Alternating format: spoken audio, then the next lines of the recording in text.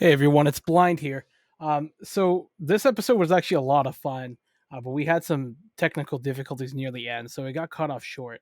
So if you get to the end and it just kind of ends abruptly, that's why. But it was still a great episode.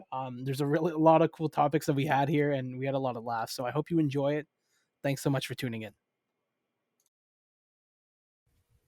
Boom. Okay. Good morning, good afternoon, good night. Welcome to episode 7 of the Playerdiff podcast. Here I'm joined by my wonderful co-host. Haha, it's Nair. Haha, not Lucinder.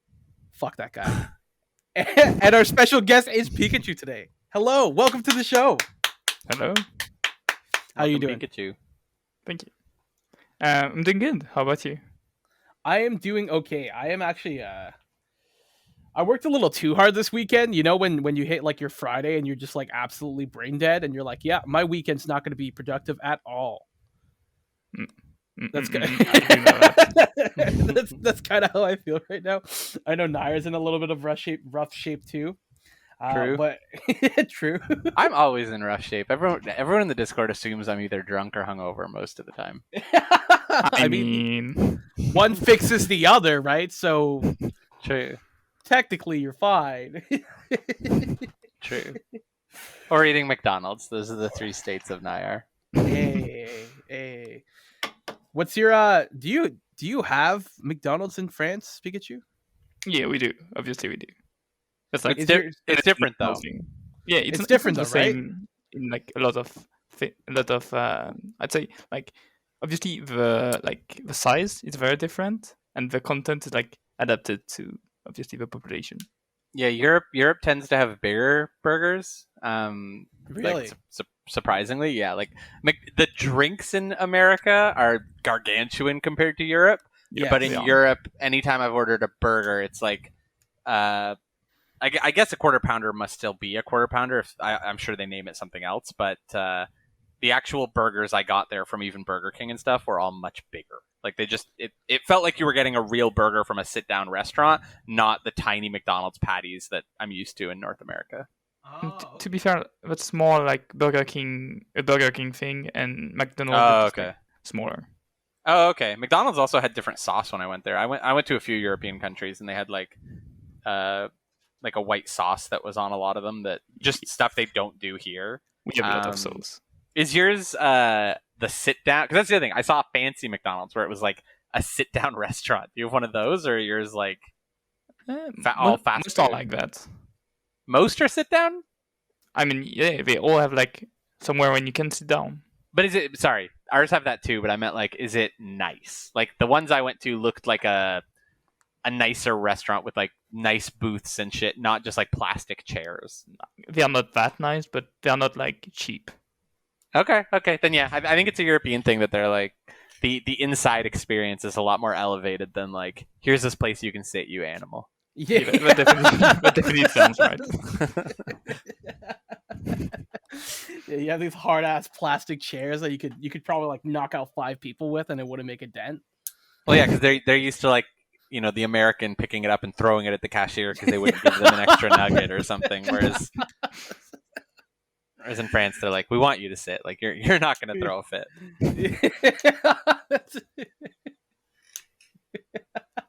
I hope that doesn't ruin our potential McDonald's sponsorship in the future.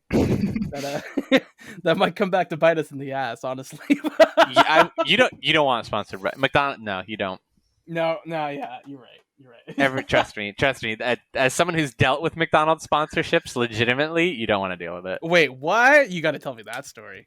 I can't speak too much to it because it's my actual job, but Gotcha.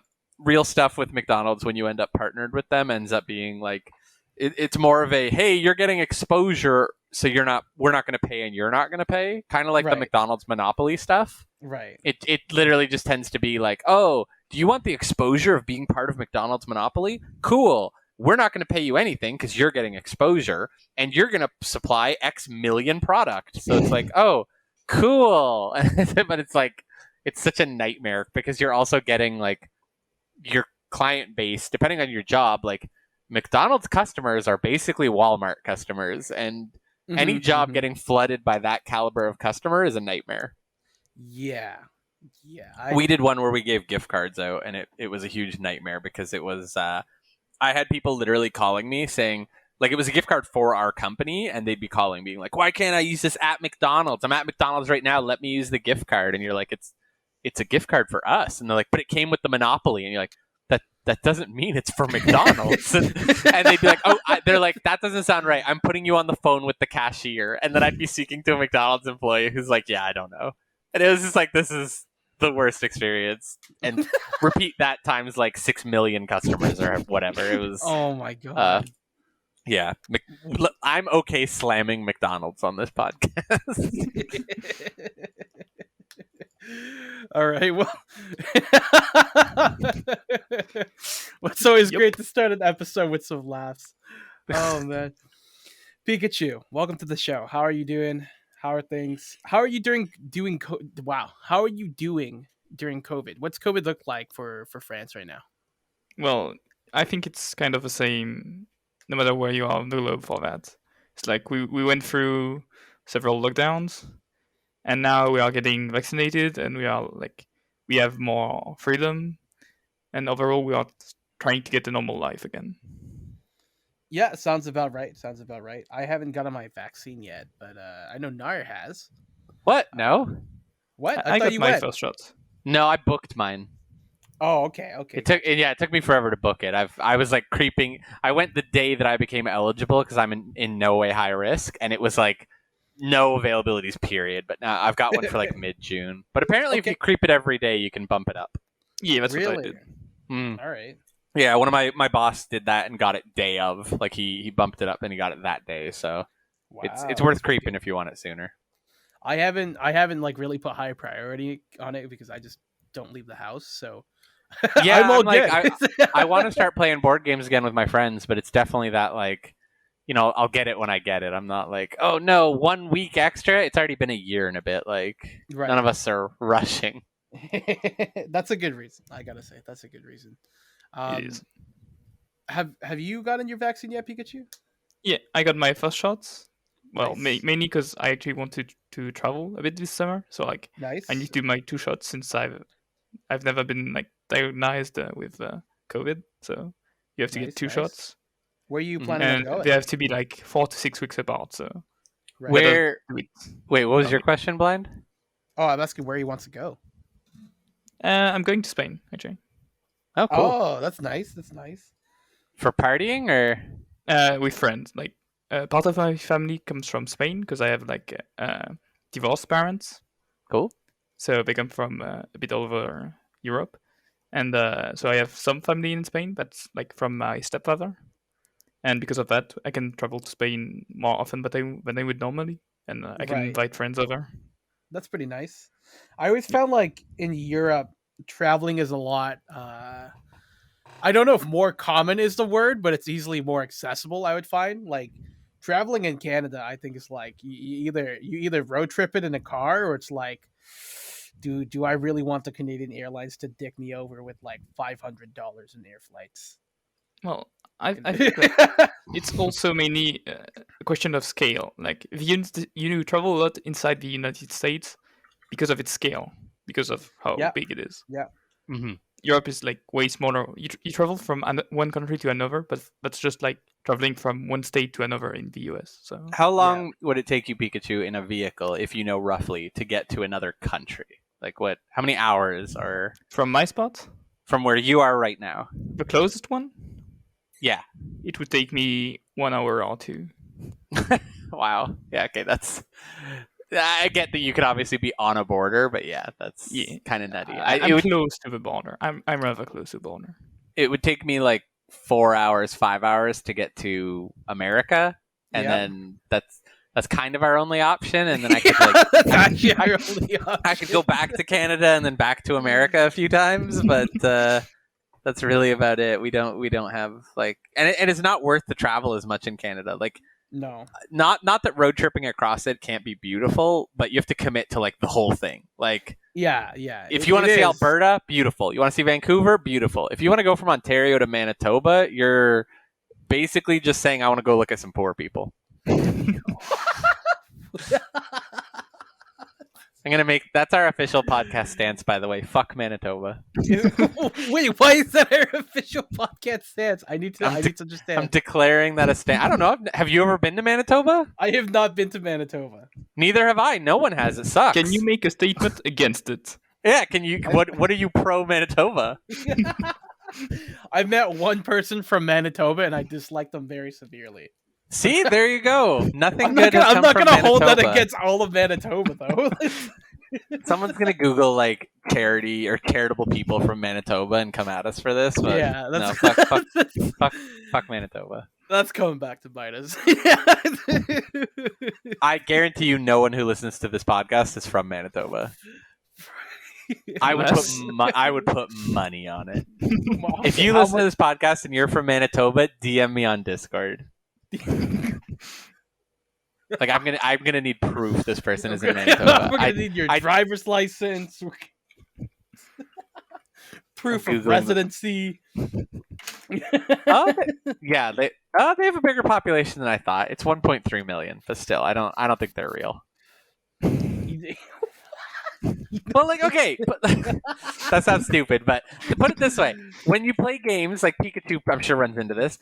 How many times do you run into people with Quebec usernames or they're from Quebec? Quite often. Like every video game I've ever played, I've run into Quebec people. I've run into Torontonians. I've run into Ontarians. I've run into Vancouverites. I've never run into a game and someone said, I'm in Manitoba. I've never seen it. Like, if you were to tell me... Now that you mention it, I've never ran into a Manitobian online. If you tell me that country or that province had no internet access, I believe you. But okay, enough about Canada. Back to Pikachu. Pikachu, what do you hate in France? No. Yeah, we're just gonna rag on the places we live. Rag on our countries. I'm pretty sure we're nifty good. Okay, well we can get into that. We can get into it. Let's actually talk about you, Pikachu. So like I know you from mutual friends. Yep. I know that you were the ex-coach, but I think that's about all I know about you. So why don't you give me like the rundown of like who are you? This is where like I would cue in like some X-Files music, like no, you know. Yeah, that'd be really good. I should get a soundboard. Great. Yeah, that sounds like a little jingle with like introduction. Boom, boom, boom. Yeah, that's so cool. Okay, so to start it up, I'd say that I started TFT and like actually being a part of the Discord community back in the first European lockdown. So in France, it was around May, I think, May 2020. Mm-hmm. So that's when I first started playing TFT, first on my own, and I got to Diamond playing on my own, and basically just trying to make sense out of what I thought about the game. Mm-hmm. At the time, fun fact, there was an OTP GP Sork. So you just played one GB with a GA and a death cap or anything. Mm-hmm. You just pray you get him on level 8 and you play all the Sorks behind. It don't matter. You only have one boom. unit. GP goes boom, yeah. Wait, was that when you started playing TFT? Yes, that was. Like you started in set 3? I had no idea you were that late. Yeah, I started in set 3. Mid set 3 I started. Wow, okay. I didn't realize it was that late. I just assumed you'd been here since the beginning. Yeah, I actually hadn't. Yeah, I was a newcomer at the time. And I just I've never been into Discord community before, but when I started playing TFT, I got stuck Diamond, and I felt that I needed help. And I needed people that are better than me. So I actually, obviously started looking at stream, and then I eventually joined the TFT Discord, where I just randomly typed in general and got friends that way. And over time, I eventually became a coach when Tian was lead coach. I became a coach with some cool people that we don't see much nowadays, like Flugel, and there was Koma also, I think, in the same batch as me. I can actually tell you the message you sent us. Oh, go ahead. It's not bad. You messaged us on May 14th back in 2020, and you put, hey, new to the server, but I've been tryharding quite a lot. When I have free time, I like to discuss all kinds of strategy. Could I coach a bit? I'm currently Diamond 3 US. Thank you for listening, and a smiley face. Oh, that's so wholesome. That was cute. Yeah, So I replied being like, and I replied to that one actually. I think I was just a normal mod at the time, and I said like, it's fine to offer it in chat and you can apply, kind of thing. No, I'm pretty sure you were on admin already. No, I was definitely not an admin in May. Really? Mm-hmm. Wow. Yeah, no, you joined when I might have been lead mod, but I wasn't an admin. I always thought of you as an admin. My bad. I was definitely the loudest person, but I wasn't. Yeah, I wasn't an admin for quite a while. So, I gotta say, like, I really do find like finding out the history, uncovering the history of the Discord server, and like learning like its different seasons, like who was in what positions during this time, and the progression is like, it's always pretty cool to like figure that out, because I've been in Discord communities for a long time. But typically when you join a community, it's like it's either for a very brief amount of time, so you only see a snapshot of it, or you're super in it for the long haul, right? So being in a community that's like, I've only been in here for a couple months now, I think. Yeah, like a couple months, but like figuring out the history of it all is like, that's pretty cool to hear. it is. It really is. I think Actually, and sorry, Pika, you are right. I'll put my foot in my mouth. I was made admin the month before, so you're right. I've always been admin when you came Boom. back. Boom. Yeah, fuck you, Naya. Yeah, drops the mic. He gets to leave now. That's the show. Bye. Fuck Manitobans, fuck Nair. Let's.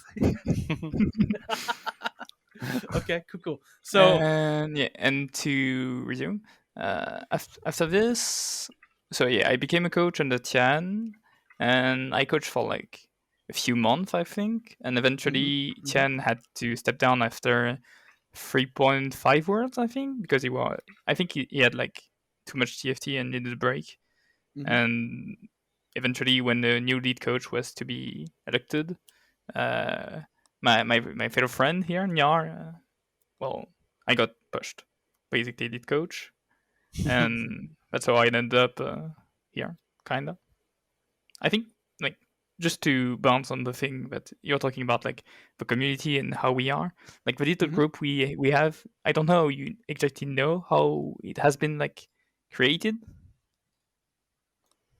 Let's assume I don't. Okay.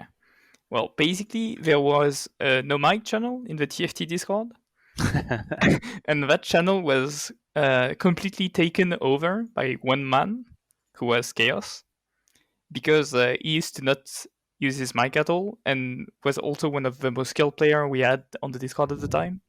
So he was trying to coach us through only typing. And to give you an idea, his typing looked like, no, don't do this. Yeah, that's why I say that. I think I talked about this in my podcast, but Chaos has the most messages in the Discord. I think, despite like he's not the highest rank because he doesn't always use voice chat, but he has 108,000 messages, and most of them would have been in no mic of just him typing. Like if anyone else tried to use no mic when he was in the middle of coaching, it was not usable. It was literally impossible. I've heard stories of Chaos. I haven't like really talked to him. I've been trying to get him on the show. I remember there was like one night where me and Lux were trying to hard sell him and ZL to come on the show. Like we were really giving it, but but they declined, so that's okay. But that's pretty interesting because now I don't really see Chaos talk a lot in the TFT Discord at all, right? Yeah, he doesn't talk often, but that essentially formed a community of what is now called the Cats. That at the time was dragons, and it just became a dumb naming convention where basically if you spoke in the cool no mic channel, we all agreed to change our name to something stupid at the time. Yeah, in the same way, everyone was Laura for a little bit. In the same way that everybody was Laura. Yeah, everyone in our Discord for the last little bit was Laura. It's like Laura but attractive, Laura but small, and stuff like that. Yeah, it was like Pika Dragon and like Toby or Titan Toby the Dragon and stuff like that. Like everyone was dragons, and then they pivoted. Dragon Shoe, but Dragon Shoe, fair. And then they pivoted to cats for a bit, and everyone had matching Discord pictures, and yeah, it's been a weird sub community of the community. Yeah, I feel I feel a little weird sometimes because I got brought into that sub community. I didn't really know like what it was, so I guess can you really get imposter syndrome in a Discord sub community? That's the question. If you would get imposter syndrome, ZL wouldn't be there. Because like the story of ZL joining was literally we were like using no mic, just as always, and I knew him because he was on the EU ladder with me, and then he randomly just started typing, and then eventually got his way. Huh. Okay. Yeah. Interesting. That's a pretty cool history lesson, I think. So let me ask you here, like, go ahead. No, you. No, thank you. You're too kind. I appreciate it. So let me ask you, because I guess this is probably like this is looking to be like a history episode with the TFT Discord, which I enjoyed thoroughly. I'm actually I've actually been messaging all the past event leads who have been on the TFT Discord server, and I've been asking them like, hey, just tell me what events was like when you guys, or when you were running it, when you were lead. And it's really interesting, like, to hear all these stories about how the server was and how it's really just like this amalgamation of really players getting together, and helping each other in one way or another, right? Whether it's through friendship or actual like coaching, or just bouncing off ideas. But what I want to ask you about is something that I've heard a little bit from you, and from Nair.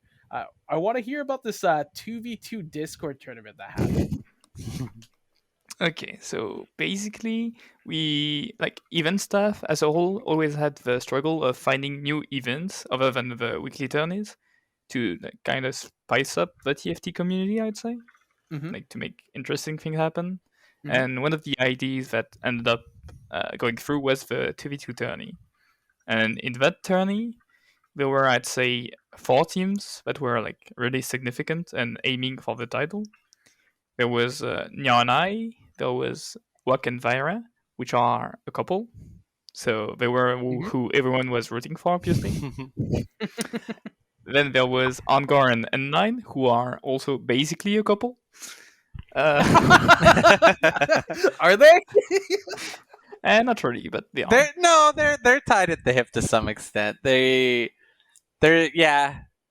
together. They're definitely a duo. Yeah, they are a duo. And then there was Joe and Richie. Yep. Yeah, Joe and Richie was the other underdog. Arngor and N9 have a long history of amongst between themselves of how do I include Arngor pinging N9? Can I do that? I can't. Or I'm sure I can, but I'm too stupid to figure it out right now. Like in search? Like in search? Yeah, like Arngor pings N9 all the it just wants me to search from what they've both said. But Arngor would always ping N9 anytime he beat him in a lobby and just Pepe laugh. And then kind of vice versa. And Arngor was slowly racking up tournament wins to take N9's title, and then N9 kept sweating and being like, as soon as you get close, I'm going to start entering tournaments again. Like they've always had a rivalry, but they're also like both in Europe and both not cheering for each other, but kind of like they're like, oh, did you get into this tournament? Did you get into this tournament? They're like rivals, or like it's like but they're like Ash fun and Gary rivals kind of thing, like yes. That's cute. Okay, all right. I feel like that's a thing we do a lot in EU. True. Yeah, there's a lot of rivalries in EU that are like semi-friendship. Yep. I feel like NA is the I don't want to say the opposite, but like NA feels like it's all one clubhouse. Like EU has a few more rivalries, I think, where you'll have like the French community and the Europe. Like there's more smaller communities within all of Europe, which also makes sense because Europe is fucking massive. Right. Whereas like like the French players want to speak French.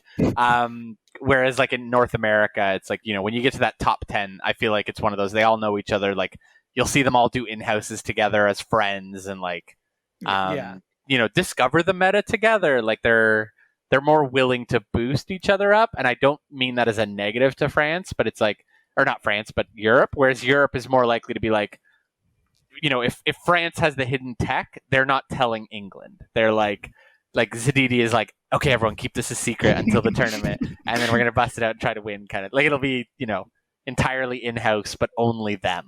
Yeah, it's not exactly like that, but I think we just we boost ourselves another way, I'd say. Yeah. It's definitely not meant to be a negative, but it's like it's more. I see your point. There's different silos, whereas I don't feel like in North America there's like a DQA silo and a milk silo. It's like no, it's just you're either in what they consider the top group or not. Whereas Europe also has a lot more players. I find like when I think of NA top players, I can think of 10 people. Yeah. When I think of like Europe, it's like there's way more. It's like there's so many players there that can compete at that level. Yeah, but one thing I actually noticed, I don't know if you have seen the latest Giant Slayer talk show. I think it's called like that. They do like every week they do a talk show where they invite people, and I've actually watched 2 lately where they invited EU people. They invited Fluffy, and they invited Sean, which is one of my favorite streamer. Yeah, you love Sean's. Yeah, I do. He's a cool guy. Yeah. And so when they invited the both of them, they have a part of the podcast when they do a top 10 player section.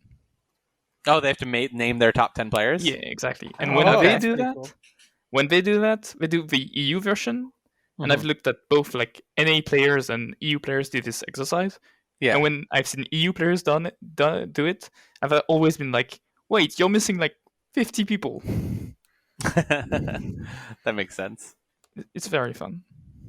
That sounds like a fun competition to include, as spiteful as it would be. I can just picture someone not putting Bebe at number 1 and our entire Discord exploding with anger. Yeah, but if all this call was actually mostly EU, those lists would be like over discussed. Yeah, absolutely. Do you think so? Yeah, I think so. Because like, depending on playstyle and point of view, some player will be stronger than others in your opinion, or like depending on what you like, how much you see them, and how well you value tournament against ladder. Yeah, it's also Zadidi is actually a really good example of, and Aegon. Zadidi and Aegon are both very similar playstyles of they will all in and they can take a tournament, but they will also all in and fall flat on their face. So it comes down to, do you value that? And that I think affects ratings as well. Like there are players who are willing to all in gamble and win the whole lobby, especially when Fortune was a thing. Fortune or like inting all your HP so that you can slow roll, versus like, a consistent player. Like some people would put Polt and like, Bebe up there because they can be consistent gamers. But then there's other people who are like, I'm not going to highly rate someone who can just eat 1,000,000 fourths. Yeah, because obviously in tourneys that doesn't matter. Exactly. So it's like you almost need a ladder list and a tournament list, and then that becomes, we've had that discussion in our Discord a lot of who is the best TFT player in the world. Is it number 1 tournament or number 1 ladder? Like it's tough to say. Yeah, I've always leaned number 1 tournament because number 1 tournament is usually also high ladder, but high ladder isn't number 1 tournament.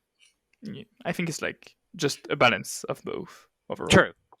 Yeah, that's true. Like number 1, the person who wins Worlds isn't usually rank 1. Yeah. So yeah, that's true. But yeah, back to the Best Buddies tournament. so Pika and I were or Pika DM'd me and was like, the equivalent of "you got me" or something. Yeah. And I'm pretty sure I just said like, yeah, if I'm free that day, sure, we'll do it together. How early did I warn you that I was going to get drunk as a skunk? Not before. not before. No. I'm sure I told you to have booze. Nope. Did I not? I think I remember that day when I just came into the VC because you were like in the like the kitty cat VC, like the usual VC we have in our group, and I kind of heard you being like a bit I'd say laughing a lot. And I was like, did you get some beer? And you told me, yeah, like 3 or 4. Okay. Because, I had a meme where I started to do really well in tournaments if I was drunk. The less I think, the better I do. Where it just becomes like, slamming items and like, who cares about pivots? Buy what's in shop, roll down aggressively, level aggressively, do everything aggressively, and then I win. And then I told Pika as we were playing that I was like, I've just mixed the biggest alcoholic drink I could make. Every sip was killing me. And I think and anytime Pika was having second guesses, he'd look at his we were screen sharing to each other, so he'd show me his board and be like, "What do you think I should do? Like, should I do this risky move or this safe move?" And I was like, "Drink alcohol, fuck it, do the risky move, roll it down, level up, go go go go go." Like, it was. Yeah, I especially remember. I don't know if you remember that one moment where you told me, you literally told me, "Do you trust me?" And you shoved level 8 with 0 gold, and I was like, "Fuck it." I say that way too often. I'm pretty sure I say, "Do you trust me?" before I always do the stupidest thing you can do in TFT. Like, I'll be coaching someone and I'll just say, "Do you trust me?" Anytime I say that, I'm like, "Okay, cool. We're playing reroll Zig's Coven." Like, something just super stupid. And I'm like, "We're slamming it." And they're like, "Okay." And it works out or it doesn't. And then if it works out, hooray, they should have trusted me. If it didn't, why did you trust me, idiot? Why did you trust me, idiot? And then on that one tournament, I actually was right to trust you, since I think you hard carried me that day. I smurfed that day. Yeah. I think I went like 3-2-1-1-1 or something. Yeah, something like that. Yeah, I don't know what it was. I don't even want to say that was a good patch for me. I was drunk and played more aggressively. It came down to Whack and Vira they were in second, and then yeah. But they were eliminated on the last game, and it was Angkor and Nine that had to kill us to make us lose to them. Yes, and it became a thing in the Discord, openly said in chat that the Discord was cheering for Whack and Vira. So N9 and Arngor, who didn't think they had a chance at beating us, griefed us all game. Like, the second they saw us going something, they were pivoting into that comp to try to grief us. But Whack and Vira ate like an 8th and a 6th or something. Like, I know one of them went 8, so it became like, okay, they can't make it. And then I think I went first in that round, and Pika either top 4 or 5th, and that was I had 1 5th for Tony, and that was like the negative point, because we had like one bottom, which was my 5th. Yeah, but besides that, every game we were both top 4ing. It was a prime, like, that was like peak TFT for me, where I was like, we are competing, we're crushing challenger players, I'm drunk. It was great. Yeah, that was fun.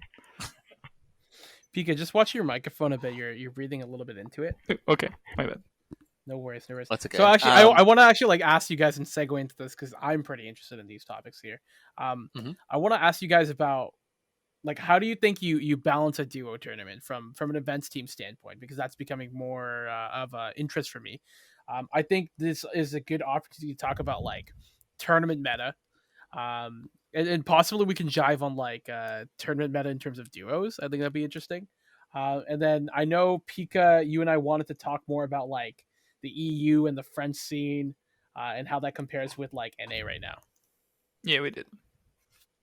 Awesome. I'll just touch on the balance a little bit, only because Pika's never been event staff, but like he could obviously, like, he can speak to his opinion, and maybe he'll disagree with me. I don't think you can. I think as soon as you make it duos that anyone can team up with anyone, the people who win will be the challengers, or should be. Pika was a Grandmasters player at the time, maybe Challenger. I was Masters, but funny and can do well. I'm a tournament player. I can do well in a tournament. I've played in liquid tournaments in top 16, which, like, when I'm playing versus, like, the pros of North America, top 16, I'm like, this is nutty, because like in solo queue, I'm top 2,000. Yeah. So like I'm a tournament player. Pika and I both dominated that day. But like look at the tournament we just had in the Discord yesterday. A guy who wasn't even Diamond won the whole thing. Like versus multiple challenger players. Tournament can just be a different play style. I don't think you can ever balance for tournament. Yeah, I think overall duos tournament is like, if you want to make it as a community event, it's hard to balance it. Like when Arngor and N9 teamed together, if I didn't have a good day, we would not have beaten them, I think. Yeah, like if either of us had an okay day, we don't win that. Like those are Arngor and N9 are two of the best players in their regions. Like even if they're not number one, they're like, they both are routinely top 50, and like Pika deserves to be in a discussion with them. I certainly don't. I mean, drunk. Okay, yeah, that's true. True. If I could live in a constant state of drunk, I might actually be able to pivot into rank 1. But but it's a 50-50. I've had streams where I'm hammered and I climb 300 LP, and then streams where I'm hammered and lose it all. Because fuck it, let's go again, and I don't realize I'm tilted because I'm drunk. Right. But yeah, that's fair. Drunk me in a tournament, good. But yeah, speaking do you of, think there's something? Oh, go ahead. Go ahead. Oh, I was gonna say, just talking on the meta though, in terms of like, if you want to give Pika a platform to shout about how good France is, like he's gonna dive into that. Like, Pika, how is FR compared to the rest of the world? You already know my opinion, but yeah, overall, I think that I wouldn't say that France is like, okay. If we talk about only countries, I think that France has the highest average player in Masters Plus, I'd say. Is France number one, Pika? Yes. No hesitation there, straight up. And you know what? I'm not gonna disagree. I think you can argue that Japan and Korea and North America can compete. And maybe OCE too. They've had some players that have shined. I think we're at a good place. Like, where Worlds was exciting. Every country felt like they had a chance. But I agree that it doesn't. Like, who else does Europe have? And I don't mean player wise specifically, but like region wise at Worlds this year, wasn't it like a UK / English guy? Yeah, there was like Lalana, who was UK. There was Ging, who was Turkish, and there are four French.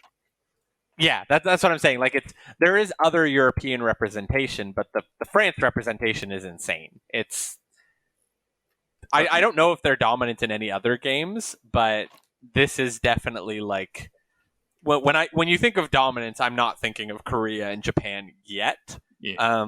Even if they win Worlds, it's like, But to be fair, they sent a lot of players and only ended up with a few in the top. As far as I'm aware, like, I remember all of China getting cut day one, which was rare. They actually didn't. Once you made it to day two. Oh, right. Sorry, yes. But most of China was cut day one, and then most of North America was cut day two. Yep. Whereas it's like France has this, like, any tournament, there's always the France players, and one of them was the favorite to win this tournament for most of the tournament, wasn't he? Like, he was starting. Padball. Yes, yeah, Padball was like, going into the final day, it was like they were starting to play on a streak and they were on fire, but then they didn't pull it off in the end. Yeah. He ended up 8th in the final lobby. Yeah, he unfortunately started to lose it, but for people that are not French, I think he tweeted something about his mental not being strong enough to last 3 days, and like mental exhaustion and stuff. But overall, yeah, he was not in a good shape that day, I think. Yeah, which arguably happened to NA in game 2 or day 2, where they all went from like first place gamers to suddenly falling it all away. How do you, like, being in some of these conversations within France and obviously competing in tournaments yourself, how do you handle like multi-day or just stress of that caliber? Like, do you approach stress from a tournament or multi-day stress differently than you do real life, like quote unquote real life, or like how do you approach it? I think, well, let me just tell you a quick story to explain you how I eventually got like less stressed. I won't say that I'm not stressed at all when I participate in tournament, because obviously I am. Yeah. Like, you have to have stuff. I think not being stressed is like not a good sign, but some stress can be good. Mm-hmm. You want the pressure. Yeah, you do want something that pushes you forward.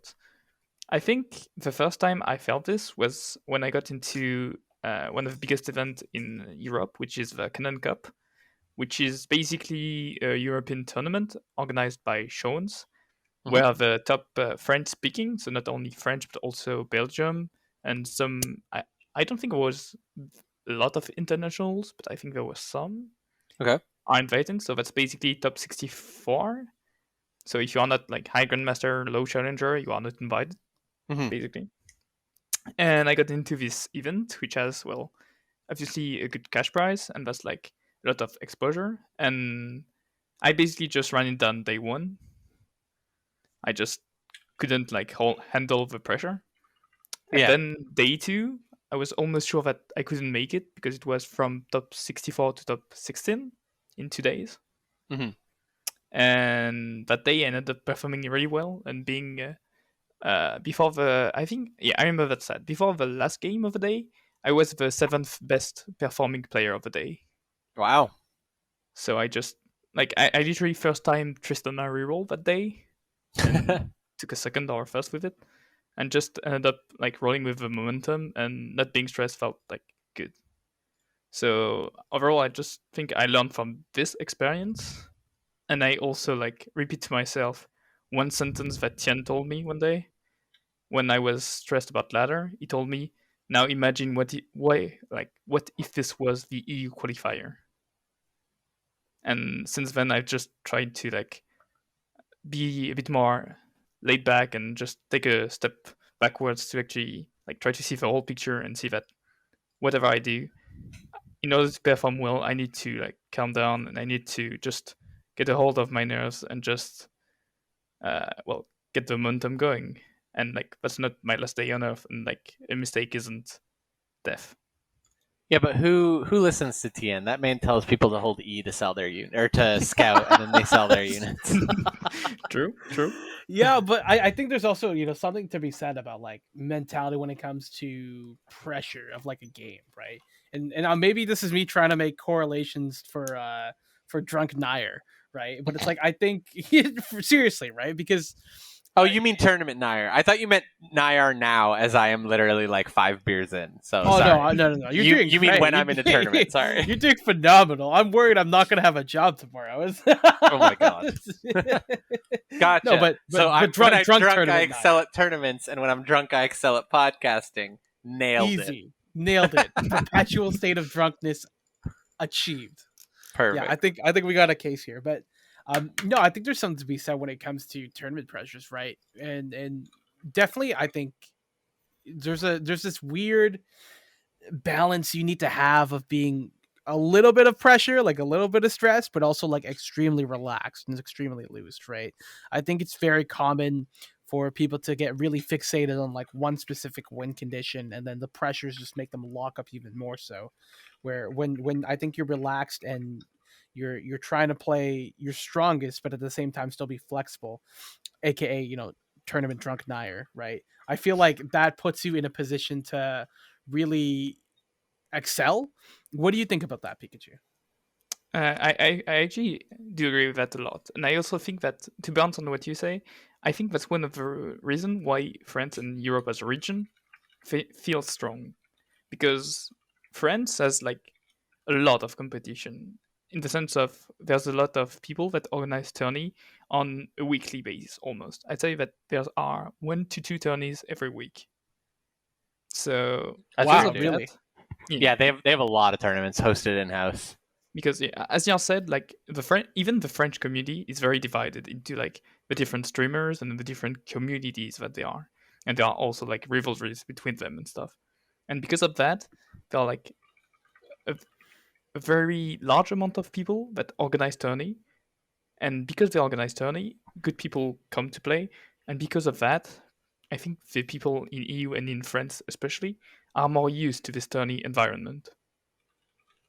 And like that's also how I would explain the like overall better performance in such things as Worlds or EU qualifiers, because with such a large player base that get to train on on a weekly basis, you just keep raising the average. And I'd say that France will probably always be there will always be one French in the EU represented at Worlds, just because of this high average with a good training. So like overall, one will make it, depending on who it is well another question. But like overall, I think that's very interesting, and that's how, to come back on what Nia said about like NA versus EU, how we like lift up each other.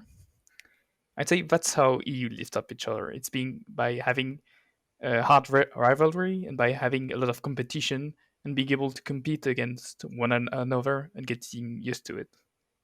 Yeah. What does the tournament format look like? Excuse me? Go ahead, Nair. Go ahead.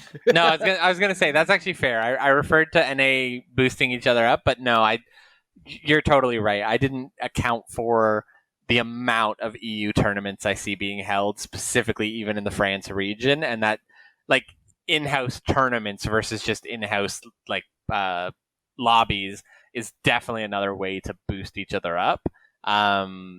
But again, though, that's that I wasn't discrediting that, because I still think, like the example you gave there where it was a France tournament of like French speakers, that's what I'm talking about. It doesn't feel like Europe boosts each other up. It feels like you're siloed into your countries, which isn't a bad thing, but it does feel like, if there's a French-speaking tournament that Fluffy or Lalana are like, let us in, and they're like, sorry, FR tournament, and it's like that enables the FR players to get better and boost each other up through that competition.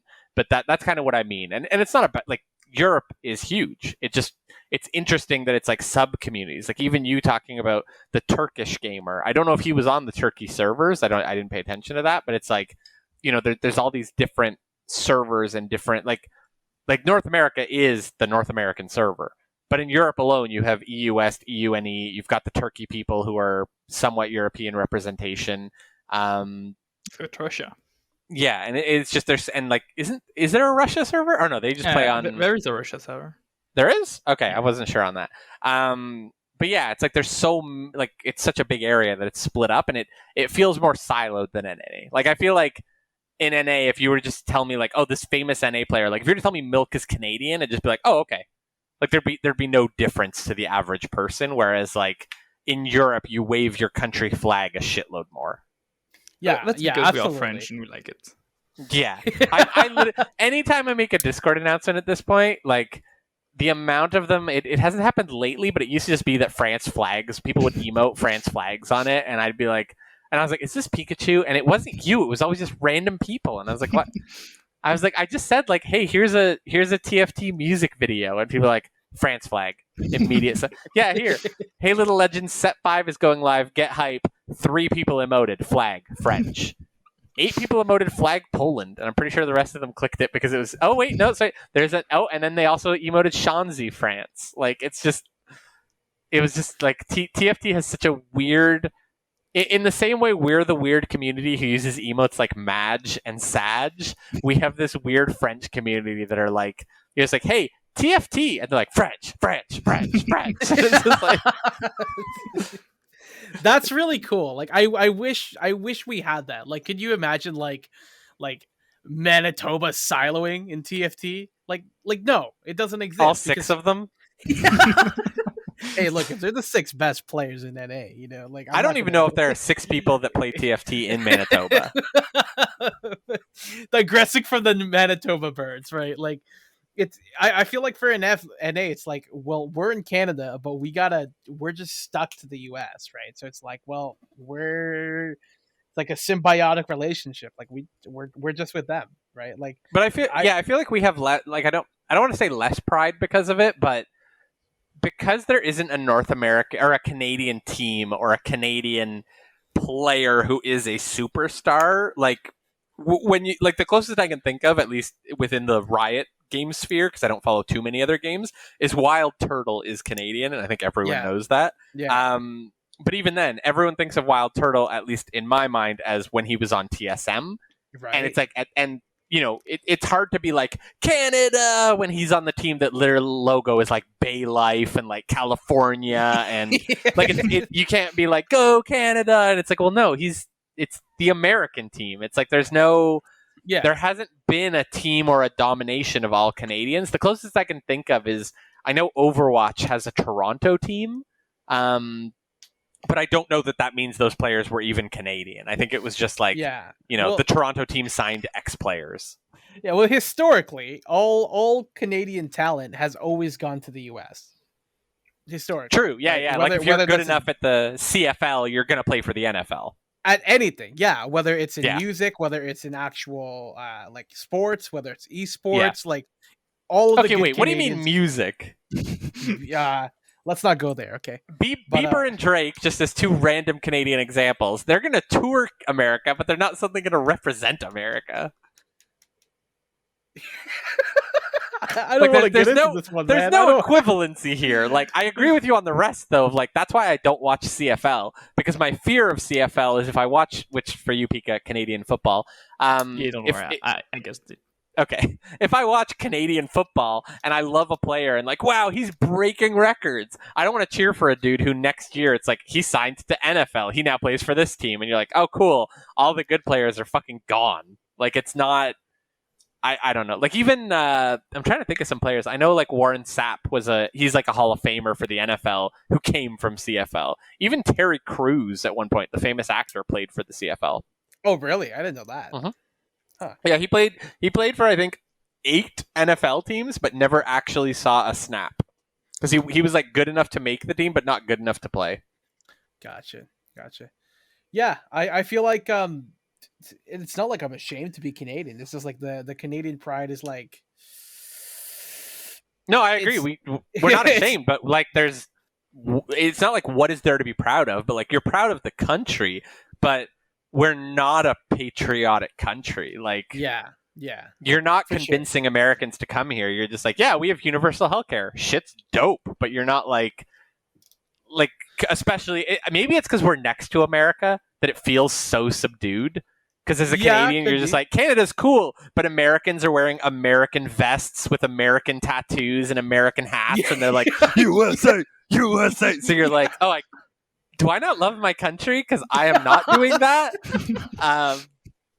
And I think, like, yeah, France is, I don't want to say the equivalent because I don't want to have to compare you to America, but it does feel, at least within TFT, that it's like, France. Like, it's number one, and it wants you to know it's number one. Yeah, within TFT, I think it's mainly because of like all the streaming communities that come from France. Like, if you look at how many streamers there are that talk French in TFT, there's actually a shit ton. Yeah. Is this like I'm not going to try to make you speak for all of France, but is this like are you aware of another game that France has dominated or been this big of a community outside of TFT? I think being this big, no, never. Okay, because that's what I think too. Like once your country starts to dominate a game or be like have this many pro caliber players, I think that's part of what lends itself to that patriotism of like we're number one. Even if you don't win worlds, it's like you have the biggest chance every year. Yeah, definitely. Yeah, well, I think it's also the language barrier helps as well, right? Because if everybody who's dominating the scene speaks French, right? It's kind of like only the French people can really understand and actually learn from them, right? Where it's like for English, it's kind of like English. We're lucky because English is pretty much the world default at this point, right? Yeah, I was gonna say you're either like even if you're watching Bebe, he's speaking English at points, so you're learning in English and Korean. Right. But however, if it's like the top players are all French and they're all theory crafting in French, they're all discussing the game in French, then it becomes a situation where it's like, well, if you don't know French, then it's kind of like you suck. like it sucks I want someone to win worlds and say they learned French just to watch French streamers. That would be my favorite thing. Is there a French equivalent to BG or is it just BG? We just use BG. Okay. We just use the same. Yeah. So if I watch a French streamer, he'll say a shitload of French followed by BG or Sag or Madge, and I'll be like, okay, I got the context of that sentence was happy or upset. Yeah.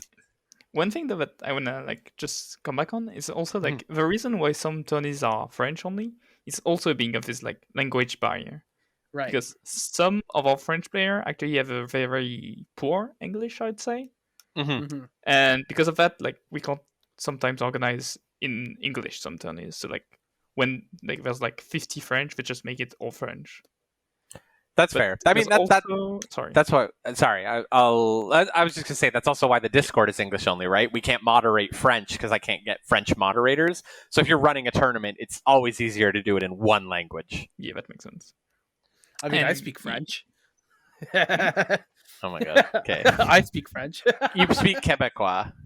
I do not speak Quebecois. I actually speak French. Wait, you speak Parisian French? I mean, yeah, like I was trained in Parisian French. In Canada?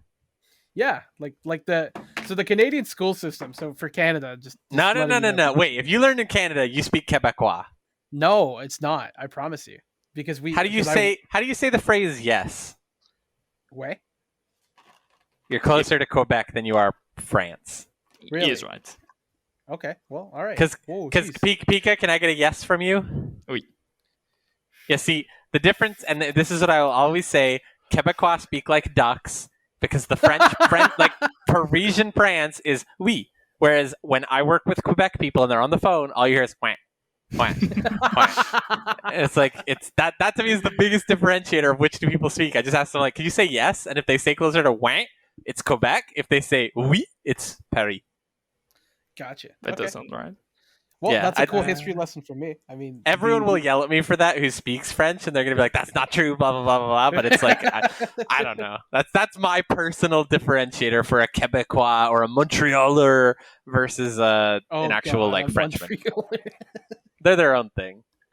Yeah, I totally get the language. I know tabernacle is a thing. Is that a thing in Paris? Is that a Canadian? It's like purely Canadian. Okay. I didn't know if that was like an actual translation. Okay. And yeah, just to finish what I was on, I think. Yeah. I was about to say that overall, one thing, what could feel that I saw recently was that this kind of tourneys, there was a tourney by I'm So Fresh, a streamer called the Fresh Cup, has been open to more players like Daisy and Alexem, which is cool because now you get more of an EU lifting up each other than French lifting up each other in this tournament. Okay, so it's a French Cup essentially, but he has allowed the most known pros to also be in it. Like, that makes sense. The best of the best can eventually get in. Yeah, like it would feel weird to be like, oh, we're running a French only cup, and then Bebe is like, hey, can I come in? And you're like, sorry, French only, and it's like, well, we'd love to fight you, kind of thing. Like, you know what I mean? Like, it's you always want to fight the best. I keep using Bebe as an example just because he has so many fans, but yeah, that's interesting. Are you gonna use this tournament knowledge in our 626 tournament, Pika? Are you going to be a part of that?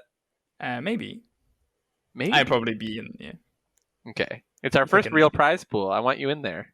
Yeah, I'll be there then. I'll be there. Trust. Okay, good. Will it be sober Pika or drunk Pika? Sober Pikas. 100% sober Pika. Okay, that's right. You're one of those clear state of mind gamers. Yeah, I am. Meanwhile, Nyers just throwing them, tossing them back. Yeah, I want to compete, but I'm too worried that if I'm that drunk, if something comes up or I have to manage it, that I'm not just going to message someone, pog off, and ban them. Yeah, we'll be fine. I mean, I'm trying really hard on the back end to make sure that we're prepared for what we need to do. So that's true. So right, you can toss back some drinks. But this all sounds like really cool. Like I never really knew what I was kind of missing out on because there's no Canada Cup. You know what I mean? Like I can't even think of one notable TFT player that's Canadian. Right? Is there one? I cannot think. Well, of obviously yes. Nyala Fresh. Oh my god, pog off. I don't even know that I can look it up because it just does like NA. It's just NA, yeah. It's just like, okay. I am pretty sure ZL had a site where you could see each nationality of people on the ladder, but I'm not sure if it was EU only or not. I googled TFT Esports. A TFT Esports website came up, and wait, this isn't the same guy, is it? Okay, so it references Disguised Toast is Canadian, which is at least a huge content creator. But I didn't know he was Canadian, to be honest. It mentions Shifter, who I know played TFT for a while. But then it mentions like the Odd One and Gosu. Gosu played for TSM, which is why he's known. But like he's not. It looks like if I'm pulling up the right lol chess, he didn't get above like platinum. Ooh. So I think it's just Disguised Toast, but I don't think of him as a Canadian. He's his own entity. Yeah, kind of. He's a content creator. Yeah, exactly. Like you don't think. Yeah, he doesn't compete competitively anymore. And when they had him compete at Worlds, I don't know that they flew a Canadian flag beside him. I am not sure. Or I say Worlds. I don't think he played at Worlds. He played at the. It was like Well, no. Sorry, Pika. This is before your time. He played in the Set 2 Invitational, but I think that was I don't actually. Set 3 was the first Worlds. Yep. Set 2 had an invitational, 3.5. Set 2 had an invitational where they invited streamers. So like Toast, Scara, Becca, etc. played in it, but there wasn't a qualifier. And like Soju, I think Kian won it, or Keen. So that's like where they just invited famous TFT players to compete, but it wasn't like you have to be rank 1, you have to qualify to be here. It was just like, oh, you're a content creator and you're good at the game. Come on down. Yeah. Was it Yeah, so maybe what we international, or have was to that, do- like, just a name? Well, isn't Keen KR or OCE? I think he's OT, yeah, but were there like EU people, like China people?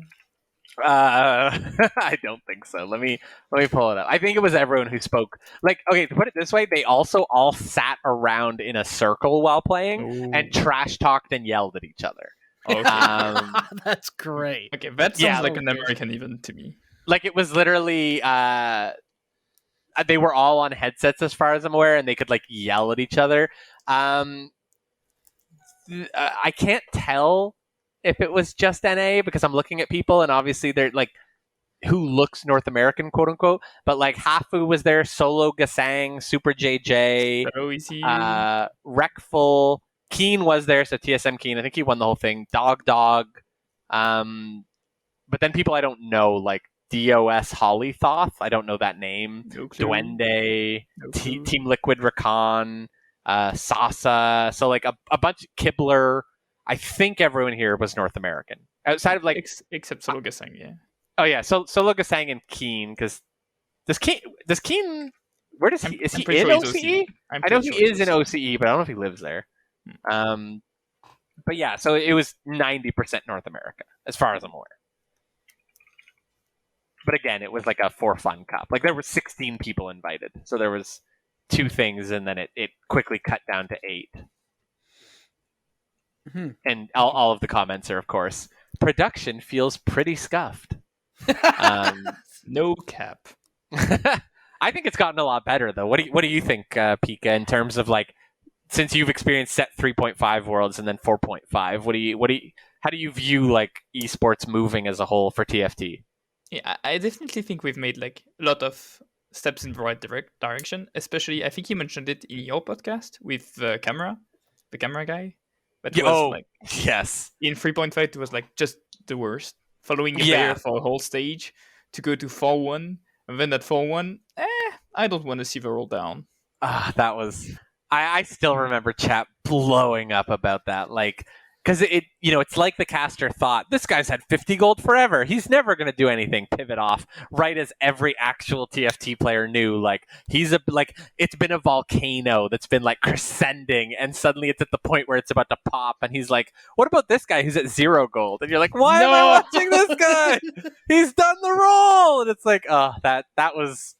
And then the worst part was the casters would say something like, oh, he was about to roll down. And the camera guy would go back, but it was like once the guy only had 10 gold left. So it was like, well, at this point, you're just like, keep us on the 0 gold guy. We don't care about after the roll. Like, that was... I feel like 4.5, sorry to cut you, had like No. actual direction on it. Like, yeah. The camera guy kind of knew what was going on. Like, they knew TFT as a game. They understand what was going on. I think you also have... It has to be someone who understands it at a high meta, too. Like, Yes. It was easier in 3.5, I think, because it was, like, the 4-1 roll down was the meta. Whereas I think in 4.5, there was a lot more different roll downs, like, depending on the patch you're talking about. Where it's like, I'm rolling at 4-1, I'm rolling at 4-3, I'm rolling at 6. Like, there was tons of different level spikes for people. I do agree. I think 4.5 had someone who actually played TFT potentially at a high level, or who at least understood enough to know, like, pivot here. Like, it feels important. Like, set 3.5 was so bad, I legitimately was trying to figure out if I could apply at Riot to be that cameraman. I was going to be like, I will volunteer. Don't pay me. Just, like, let's not make this awful. And hey, You know what? Let's just say it. Maybe it's the same guy. Maybe he got better. Like it, Hope so. I don't need, that's I don't need, that's I way don't better need to than shit on that panning guy. him. Maybe he kept his job and he just learned TFT. But it felt like they threw someone in the deep end. If you had asked that guy in set 3.5, what are you? I would have expected him to say silver. Yeah, probably. And one thing to add on to this thing is that, like, I think the viewer experience has been different in EU, or like in France in particular, than in NA, because in NA you have the official cast, obviously, Yeah. And there's no like actual official Riot EU cast. So the Who way did it for EU? it's actually streamers and like that just organize it basically with like probably an org or two, but like they just make it. The org wants to broadcast it, so they just take the NA stream, The stream, yeah. yeah, and then they comment on it with like a team that they make, and Okay. that's most of the time because of like how the French scene is, but like streamers and high-low players. I think that ended up happening with NA too, where like I'm sure a lot of the like you're right, there was the official stream, but I heard of a lot of people who pivoted to GV8, Yeah, exactly. casting over it, which I personally love. I love that that's a thing Twitch enables of like, you know, even if your favorite streamer isn't at Worlds, a lot of them will do their own casting over it, which is like, oh, cool, I still get to watch my favorite player and watch Worlds, and they'll like give me the same insights I want. Mm-hmm. And yeah, I think that's also like one of the reasons as to why France has been so proactive on the community, because just like the French cast, and the French cast is like well organized and has a lot of people that like just come to play, just come to like discuss before, after, during the game, and a lot of like invites that are sent to like make the broadcast actually an event itself. And on top of that, you have obviously the spirit and the pride of the country at the same time that's being defended. Like everyone on the cast has like French flags, and they're all rooting for the French players. That's like, I think, really cool to see. There's something to be said too, where a podcast, or not a podcast, but a casting deck can be so like biased, but it's okay.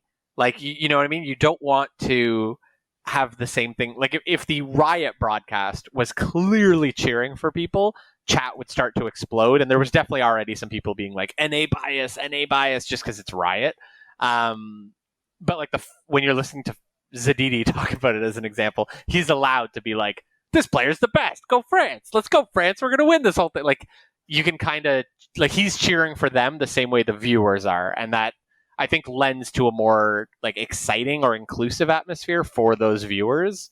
So like that's what, I don't know, I've always liked that. I do think it would be helpful for it to be offered more globally, but it's like, it's almost better this way, in the sense of like, you know, the French being able to organize their own French broadcast that, like you said, is more of an event.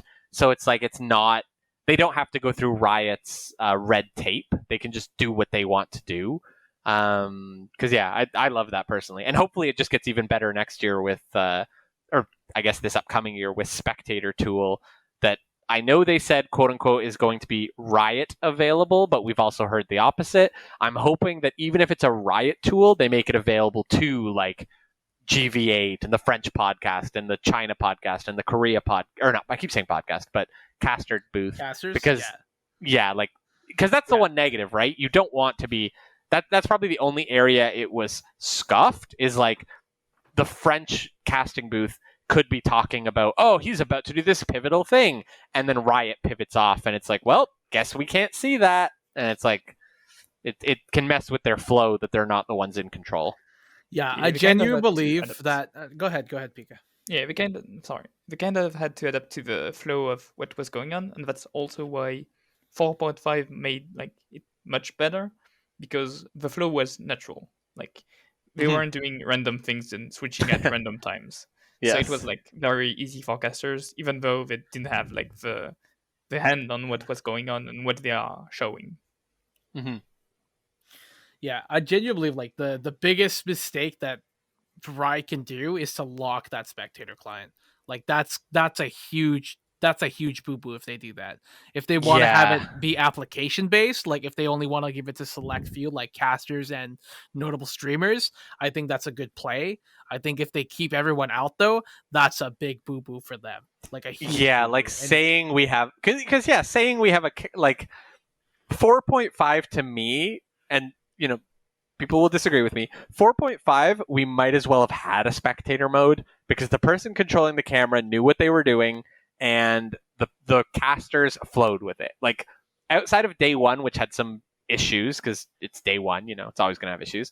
I think that tournament flowed beautifully, and was great. And like, there's no tool a spectator mode is going to give you that the players casting like isn't going to. Like, sure, you had the numbers above their head of like, I've gone 8-1-1-1 whatever, or you had them on screen, but like, that's kind of a bonus. Like, it's nice to see someone face palming as they roll past a key unit. Like, that's a bonus on top, since we're not in person right now. So I agree. If they come out with if they say, hey, we've made a spectator tool for set 5, but only Riot can use it, what's the difference? What's that going to offer us that 4.5 didn't? Whereas if they give it to, we've given it to GV8, we've given it to France, we've given it to Korea, and then on top of that, even because China had something akin to that, like they were specific where you could choose what streamer you wanted to watch. Like they were, I think, the highest quality content for 4.5. Like a lot of people point to theirs as the best. Yeah. So I think if you're going to make a spectator tool, you need to make it accessible to people you trust, if not the whole community. But I get if it's not like, because when people hear spectator tool, they think of what they have in League, where you can just click on your friend and click spectate and watch their game. If they don't design it for that, sure, that's fine. But like, that should hopefully be down the pipeline and at least make this one accessible.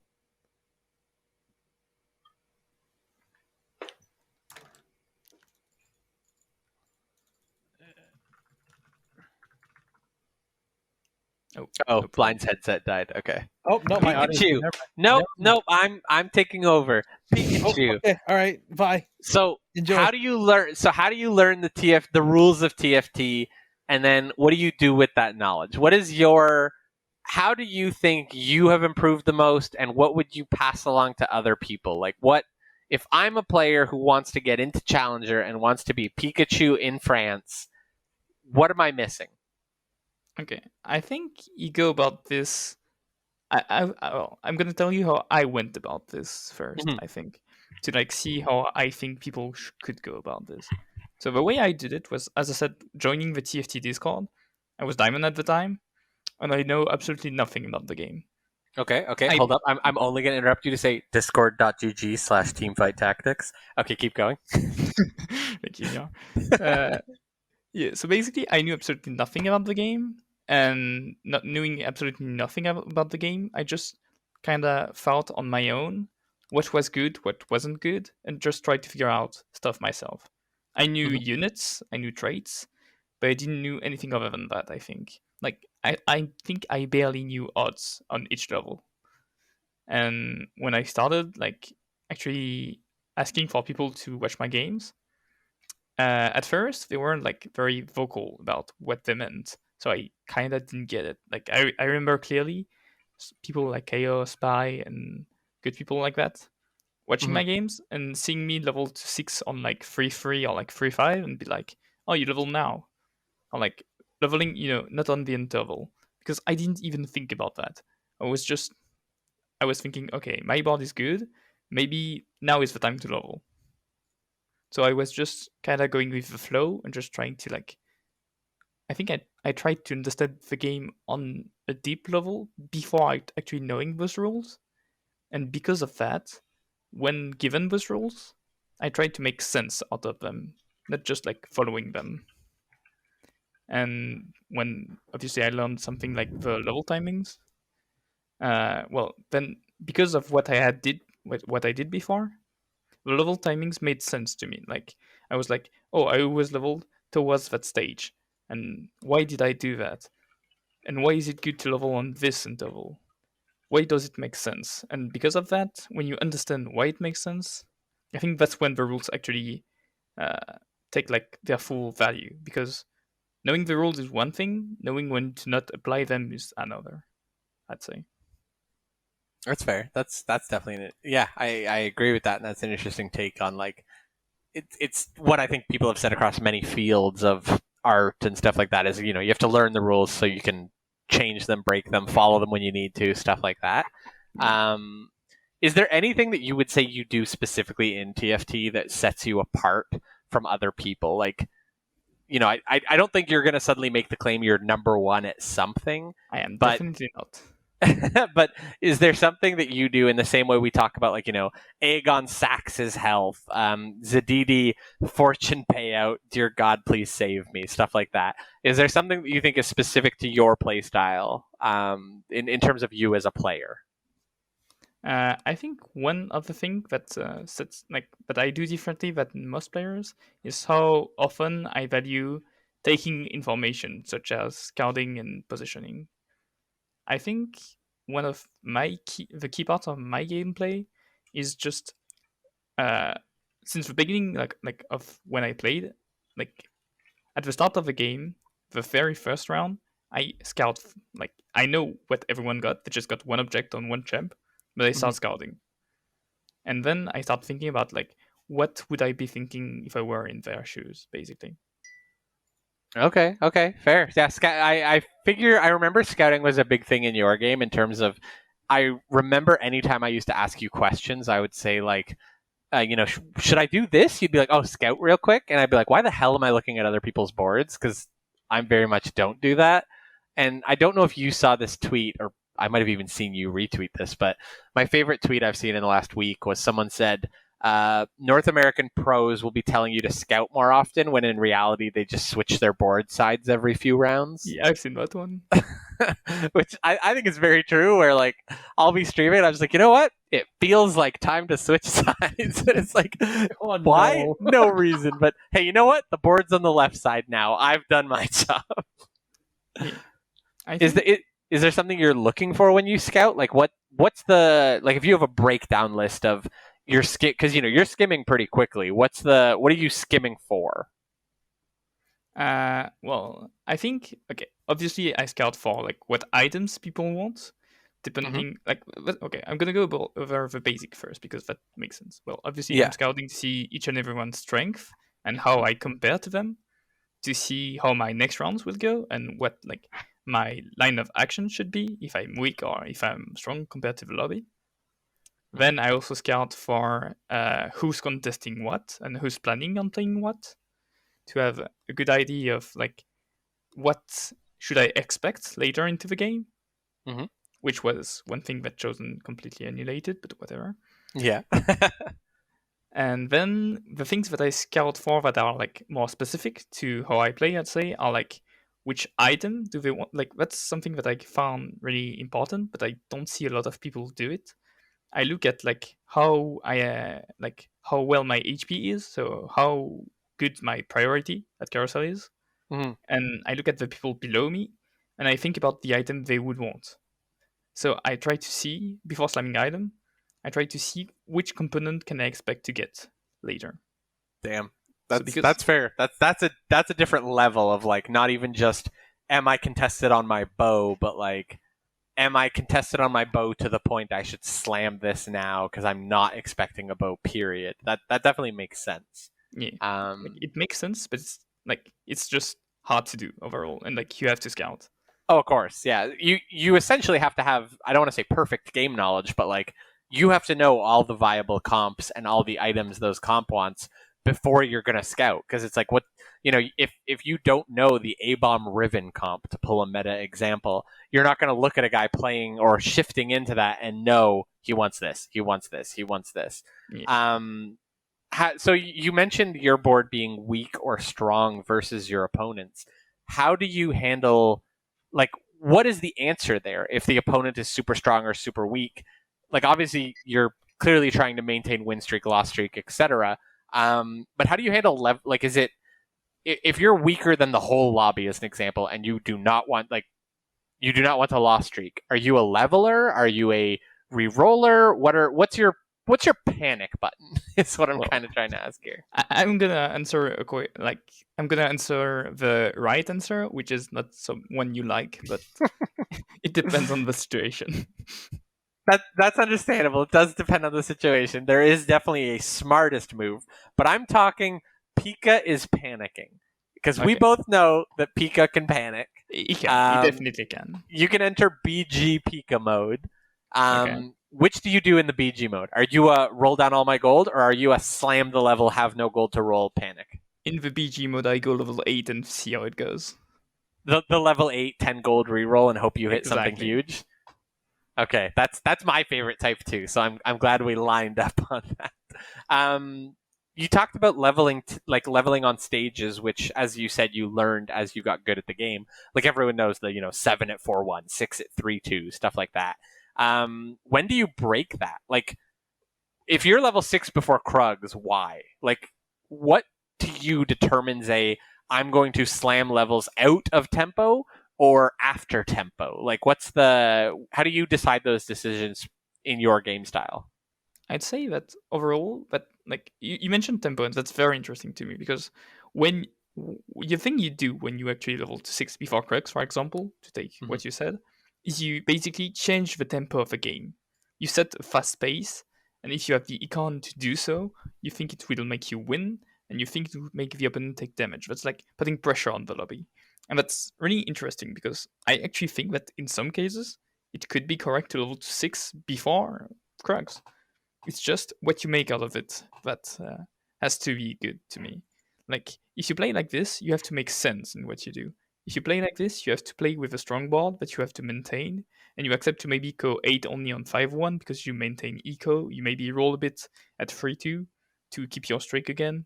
It's like, to me, a play is never bad on its own. It's always something that you have to put in the bigger picture and to make overall decision that makes sense put together, I'd say. Mm-hmm. That makes sense, and I think I get what you're saying too. Like the tempo, if you're in a high enough lobby, like let's assume a minimum of masters, but if not even higher, people can recognize a tempo shifting. Like if you suddenly see on that sideboard everyone hitting level 6 or level 5 way too early, you know that the lobby tempo has shifted. I think the scariest time I had that happen was I was playing Draconic and I had a big egg. And I'm like, oh, I have a big egg. If I'm 7, that might be a Heimer. So at 3-1, I went 7. And I typed, and people were pinging me and being like, 7 already, what the fuck? And I typed, get good, level with me. And I actually panicked a little because a lot of them did. And as soon as a lot of them hit 7 at the same time, I was like, my board is weak as shit. And I was just praying for this egg. And now everyone's 7.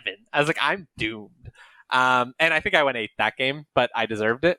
That egg had nothing in it. I was super sad.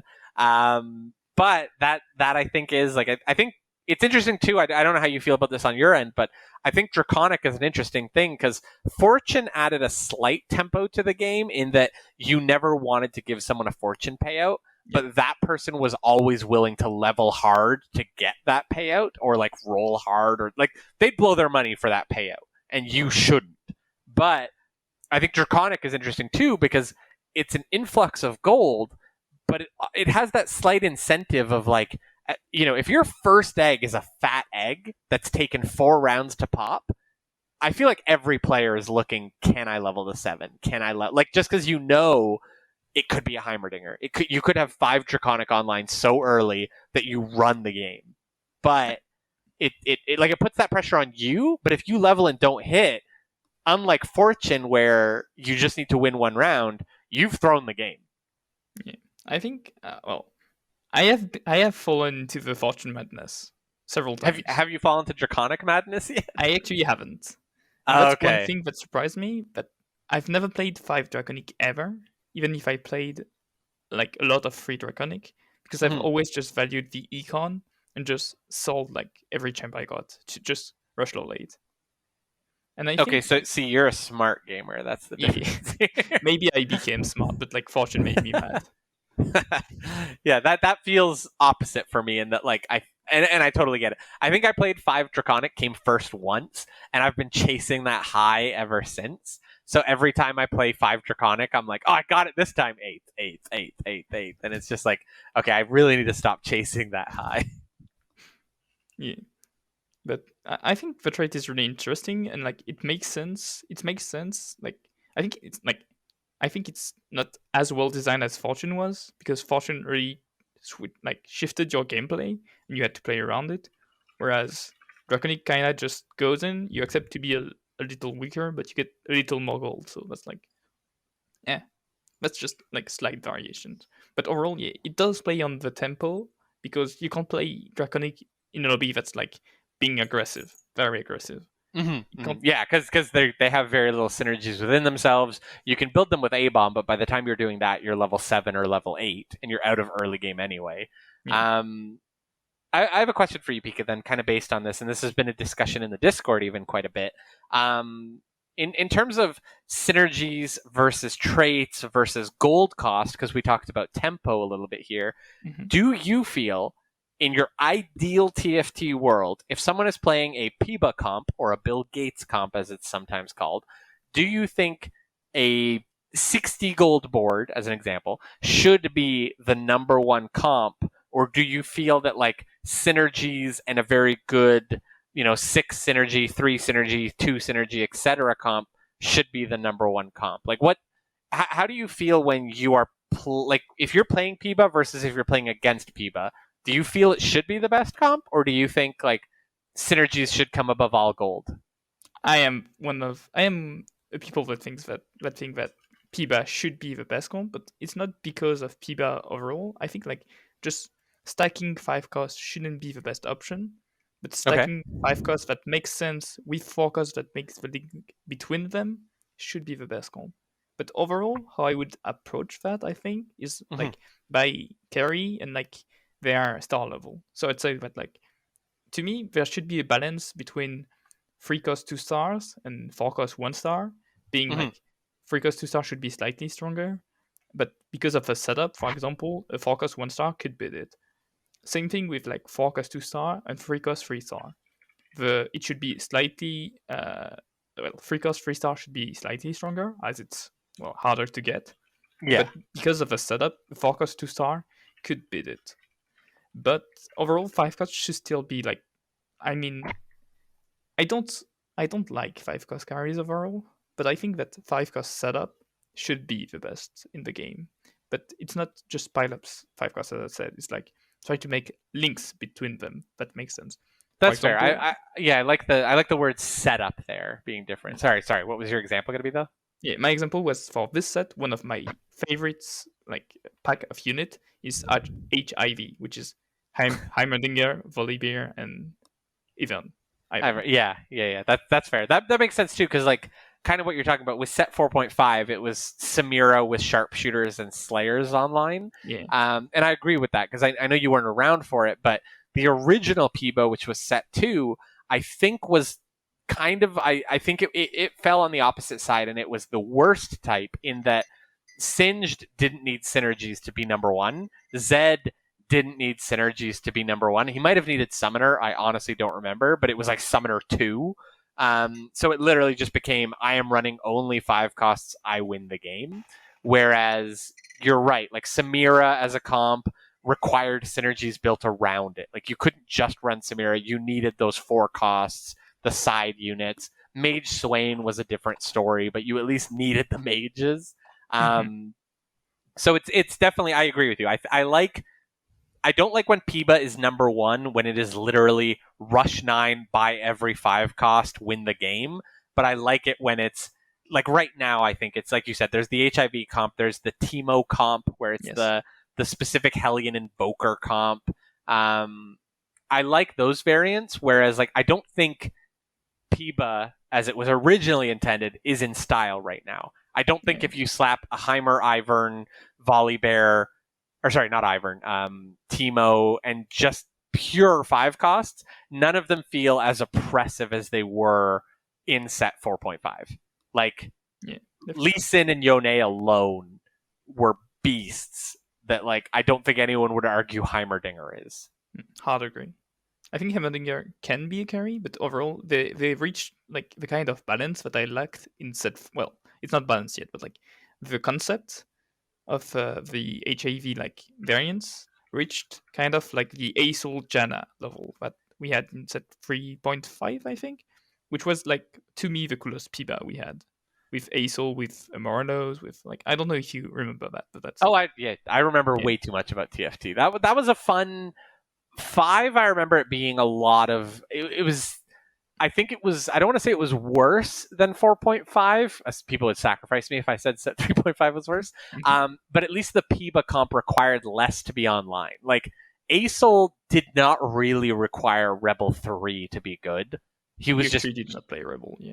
yeah, like you didn't need it. You didn't need Janna to have Star Guardians online. You didn't need like You kind of needed Janna. well, you needed Janna, sorry, but I meant you didn't need Star Guardians. You ran them anyway because they were good units. But Yeah. like Nico was a crank all set. Yeah. So like I think set 3.5 I agree was the most, or besides set 2 was a lot of here's a few single synergy 5 costs.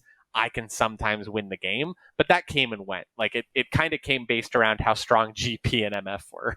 Yeah, but I think that like the comp that I was talking about, like the Piva, like Mhm. the thing that I liked with it is that again it has like a lot of links. Like Nico was there for Star Guardian as Protector, and because she's a crank, obviously. Then you had the Janna, so you played a third one, which was the Soraka because you got Mystic. True. But then because you got Mystic, you got Lulu because she's also a Mystic, and she gave Celestial, so you ended up playing the Rakan that made the link with Protector and Celestial. Like I feel like True. this kind of comp you just make the 5, you just put on the 5 cost, and then you go to Lord Chest, the search bar of unit, and then it makes sense. You just complete the synergies, kinda. True. It was a lot of cross synergies that built together to make it versus like those single synergies that get you much less value. Yeah, to me, that kind of Piba should be what a Piba is. Yeah, that's fair. I agree with that. Okay, just I left a pause there for a second. Blind, I don't know if you have more. Maybe we do an outro. Maybe we build up to it. I really have to pee. Either way, whatever you decide, I'll be right back. I'll find out if we're still going or not. I have to pee. Be right back. Yeah, Okay. you go.